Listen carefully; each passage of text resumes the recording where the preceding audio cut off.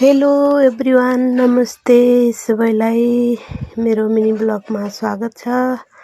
आज चाहिँ म आजकै हमेसा चाहिँ आज पनि म केटाकेटीलाई स्कुल पठाएर है आफ्नो कामतिर लागे। दिनभरि अब फुर्सद भन्ने हुँदैन। बिहानभरि तिनीहरूलाई टिफिन बनाऊ, खाना बनाऊ, खुवाऊ, त्यहाँबाट स्कुल पठाऊ, त्यही मेरो ड्युटी हुन्छ है। के गर्नु। अब चाहिँ म गोबर माटो बनाछु।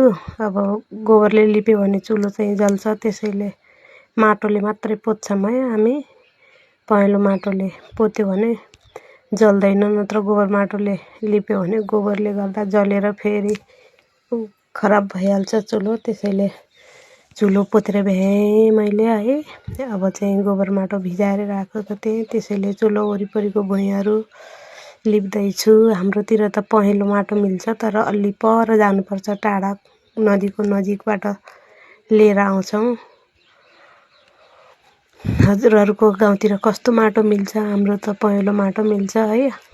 गोबरमा चाहिँ धेरै माटो हाल्दैन, किनभने धुलो उठ्छ, आङभरि धुलो हुन्छ भनेर हल्का गोबरमा माटो मिसाएर बनाउँछु मैले।